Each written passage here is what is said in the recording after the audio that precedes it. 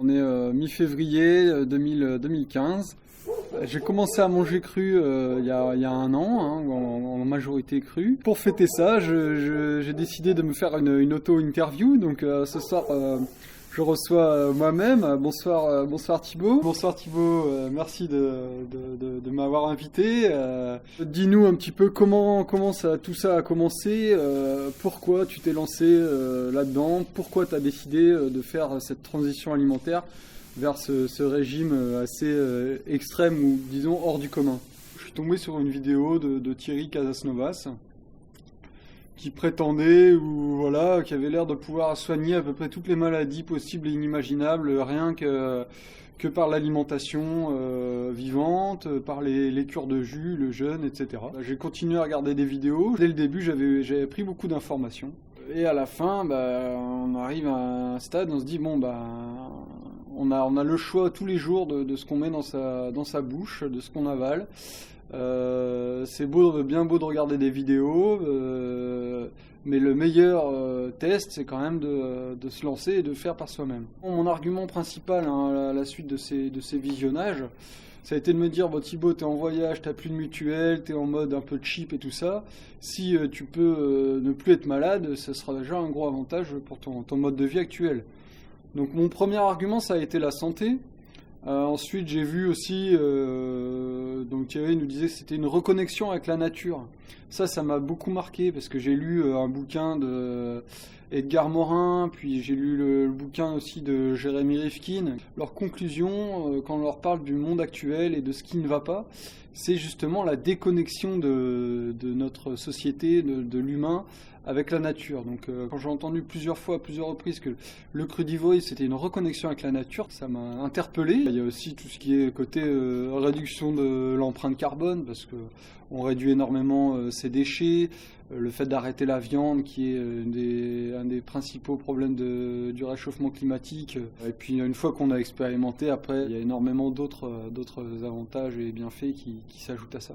Tu partais de où déjà? Est-ce que tu étais déjà végétarien? Est-ce que tu avais déjà une réflexion sur ton alimentation? Pas du tout, hein. Moi j'étais un gros viandard, j'étais pasta, pizza tous les jours, j'avais fait aucun choix alimentaire.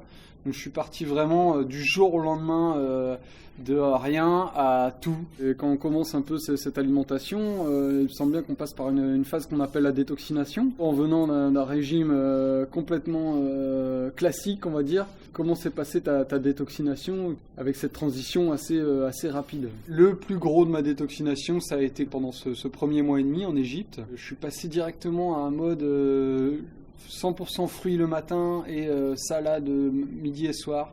Plus de pain, plus rien de cuit, plus de café. J'ai vraiment tout modifié et bon, à l'époque j'avais pas trop d'infos sur le fait qu'il fallait manger aussi un peu des graines de temps en temps, même s'il faut pas en manger beaucoup, des avocats, des aliments un peu plus gras, enfin bref. Du coup ça a été vraiment que des aliments à base énormément de fruits, hein, les salades de tomates, les concombres, c'est des légumes qui font de la détox très rapide.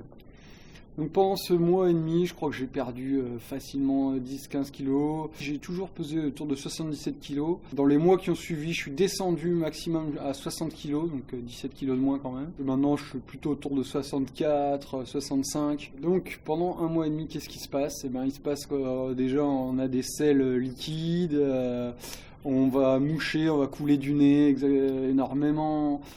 Parfois en se levant, simplement en se levant d'une chaise par exemple, on va avoir un peu des étoiles, avoir une petite perte d'énergie comme ça. On va avoir besoin de dormir un petit peu plus, on peut avoir froid aux extrémités, aux pieds et aux mains, des démangeaisons. On pourrait se dire, je change d'alimentation, je suis malade, mais en fait c'est vraiment en ayant l'information de la détoxination, en sachant que c'est des symptômes, des choses qui apparaissent parce que notre corps est en train de se nettoyer. Ces déchets en fait qu'il a accumulés, qu'il a gardés, qu'il a gérés comme il a pu, un peu partout, et bien là on les évacue par les émonctoires, par la peau, par les poumons, par le nez, par les selles, partout où il peut, et du coup quand on est convaincu de ça, on les prend comme des bonnes nouvelles, quoi. C'est pas si gênant que ça, même si c'est pas super agréable. Il faut garder le cap, c'est pas une période facile, il faut être fort dans la tête, il faut avoir beaucoup d'informations. Il faut que ça soit un tout aussi, il faut que ça soit bien accompagné par de l'exercice, des bains de soleil, des exercices de respiration. Faut pas hésiter à lire des bouquins aussi qui donnent des conseils pour comment gérer ces périodes, etc. On peut aussi passer par des phases de transition, peut-être commencer une semaine, on arrête la viande, après on arrête le gluten, la semaine d'après on arrête le gluten, enfin j'en sais rien, chacun son rythme. Mais on peut imaginer de faire des paliers. Après, il faut pas non plus que ce soit trop long, parce que si la période elle est trop longue, que les bienfaits n'arrivent pas assez vite, eh ben on va s'essouffler et puis on va se dire ah, ça marche pas.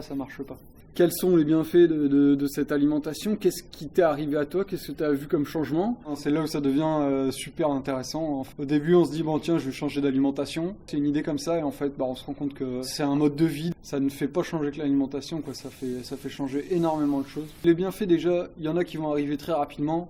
Il y en a qui vont mettre plus de temps à arriver. Il y a une grosse amélioration au niveau du sommeil, au niveau quand on se réveille, on ouvre les yeux, tac, on est prêt à partir. On est plein d'énergie, on a une largement meilleure respiration, donc plus de ronflement. Quand je pratique du sport, la course à pied par exemple, j'ai plus de points de côté. La récupération après l'effort est quasiment instantanée, je veux dire du jour au lendemain. Même si j'ai fait un exercice avec des muscles qui n'ont pas l'habitude de travailler, au lieu d'avoir des courbatures comme avant, j'ai plus rien. Le lendemain, je me réveille, j'ai mal nulle part. J'ai moins de cheveux blancs, j'ai même pris des cheveux un peu châtains. J'ai les yeux qui sont plus clairs qu'avant. J'ai bronzé, alors qu'avant, je faisais toujours plein de coups de soleil. Maintenant, je bronze. J'ai perdu énormément de poids, je suis plus sec. Je sens mon corps qui fonctionne à pleine balle. Il n'y a pas de grain de sable dans l'engrenage. Le plus gros avantage, sans conteste, c'est en fait la clarté d'esprit qu'on y gagne. Pourquoi manger cru? C'est parce que comme ça, on ne tue pas les enzymes qu'il y a dans les aliments et donc on facilite la digestion. Parce que la digestion, c'est énormément d'organes qui se mettent en route pour gérer ce qu'on vient d'ingérer, pour transformer nos aliments en énergie et amener ça à nos cellules. Si on a des choses qui sont beaucoup plus faciles, tout le temps beaucoup plus faciles à digérer, qui prennent beaucoup moins de temps, eh ben notre cerveau, il n'a plus à gérer tous ces mécanismes et à dire toi tu fais ci, toi tu fais ça, toi tu fais ci. Du coup, il a beaucoup plus de temps libre. Donc là, eh ben, on gagne en clarté d'esprit. Donc ça a énormément d'impact sur la vie de tous les jours de gagner en clarté d'esprit.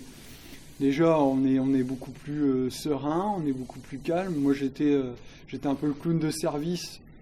Maintenant, je parle moins, je suis plus attentif, je marche beaucoup plus à l'instinct, que ce soit au niveau de la nourriture, au niveau de ma vie de tous les jours, comment je fonctionne, qu'est-ce que je vais faire. Mes choix de vie, ils ont été largement plus clairs. C'est quoi mes choix de vie? C'est de suivre mes rêves, entre guillemets.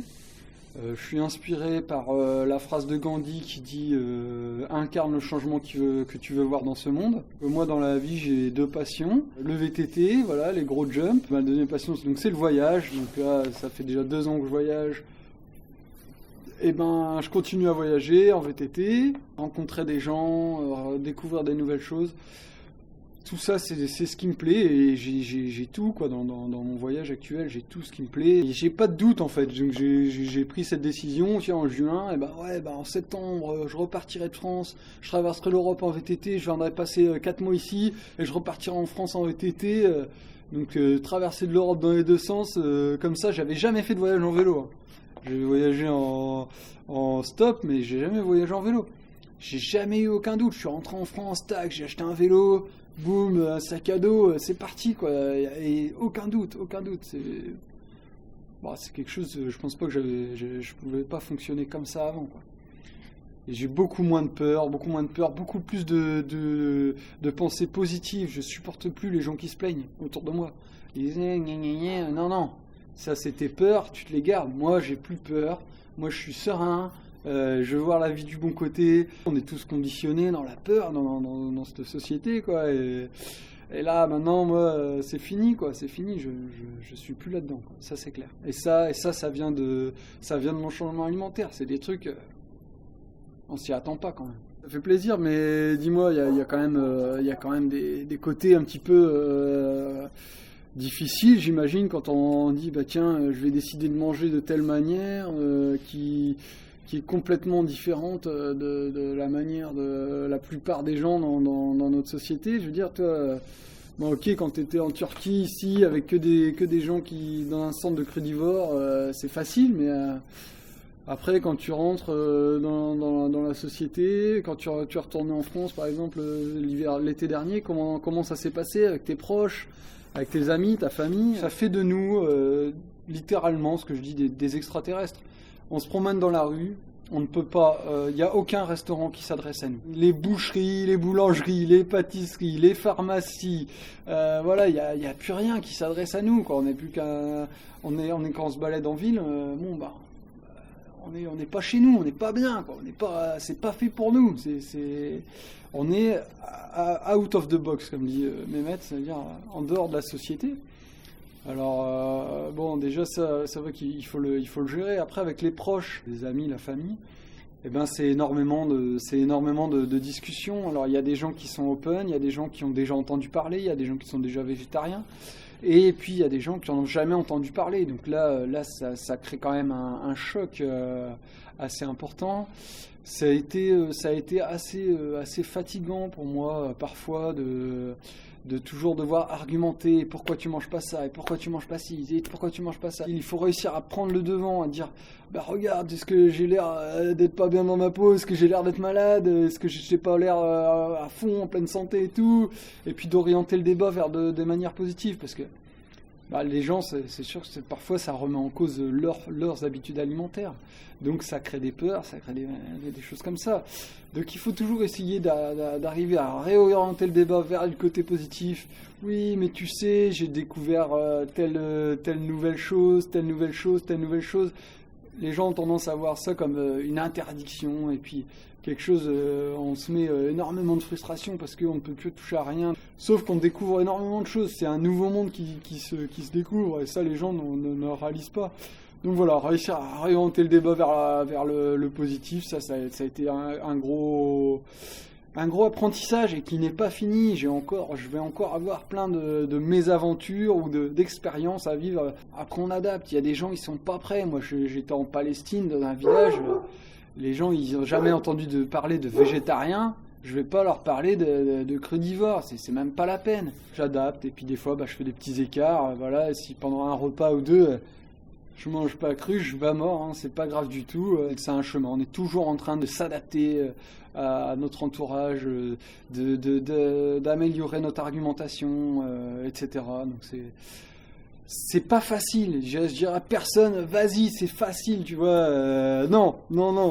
Il faut être fort, il faut être motivé, et il faut savoir s'entourer. Qu'est-ce que tu pourrais dire en conclusion? Voilà, démerde-toi, quoi. Trouve quelque chose.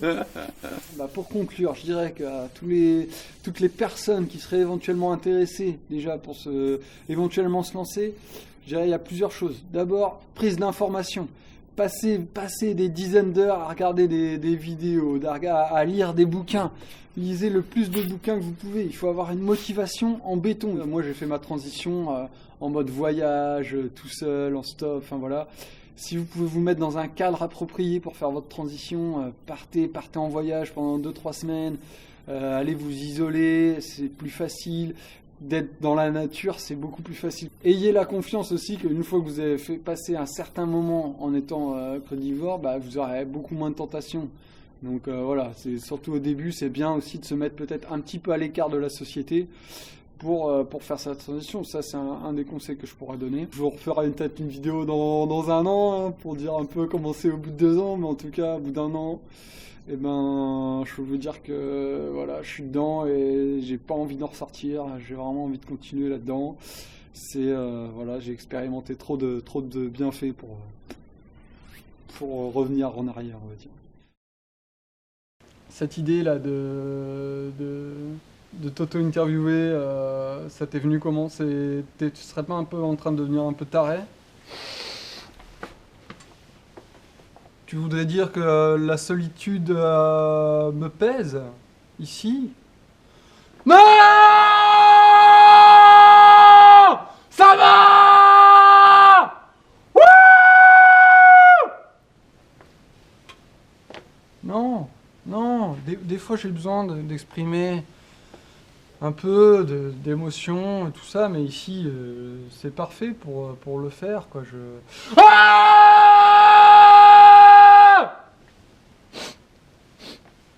je dérange personne.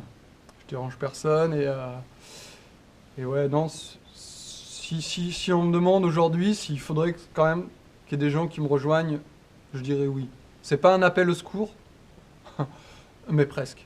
Voilà.